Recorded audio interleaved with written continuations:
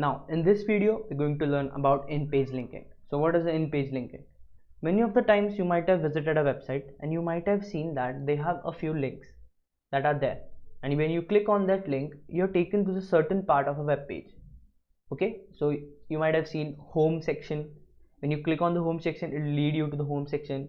When you click on the about us section it will take you automatically to the lower part of the web page where they have written about us section. Okay, so that is what we're going to learn how to do that in this video. It is called as in-page linking. Okay, now the first thing that we'll do is we'll add a few link tags. You can see that I've created this section, then I've created this div tag, and inside this division tag I've created this p tag, and I've written out random text over here. Okay, I've done this 3 times to show you guys. Now what we'll do is we'll add a few links here. So I'll add a first link, and here I'll just write link 1. Okay, I'll again add a tag and I'll write link 2 over here, and the last one I'll add a tag and I'll add link 3 over here. Okay, and I'll save it. Now in the last video, couple of videos ago, we studied about linking, or we studied about advanced or CSS selectors. Okay, so now what we have to do is we have to add an ID attribute to each section. We have created this section. Suppose this is an introduction section, this is about me section, and this is the contact section. So what we have to do is we have to give these sections a unique ID. Each of the section we have to give a unique ID. So let's give it an ID. We'll call it section 1, and whatever name we have given we'll copy it and we'll paste it after this hash. So if you remember, we use hash to declare our ID. Okay, so now we just give it section 1. Now again I'll add an ID here. We'll give it section 2, and again the last one that we have, we'll add ID again and we'll give it section 3. We'll save it, and here we'll make the changes. We'll give it section 2 and section 3.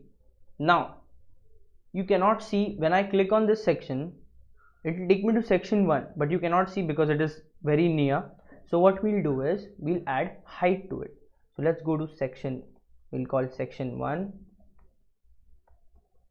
Using this pound operation I declared section 1 and I'll give it a height. Let's call it let's say 500 pixels. I'll save it. As soon as I save it, you can see it shifts down. I just don't want this to appear on this first screen, so I'll just give it more height of 800 pixels. Okay, so now it's not visible on my screen. Okay, and same thing I'll do for section 2 and section 3. Hash or pound, and section 2 again I'll give it a height of 800 pixels. The same thing for section 3. Again I'll add a height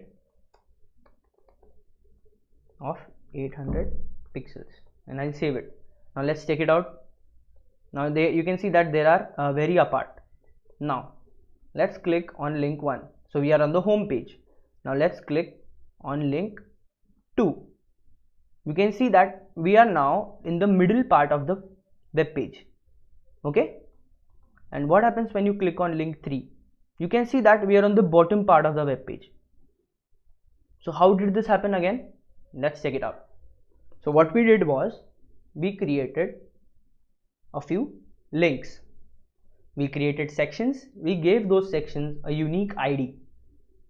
Okay, every section had an unique ID, and then we passed this in the href where we passed the path of the file or the path of the link that we want to go to. We gave it a pound and we wrote the section that when you click on this link I want you to go to this section.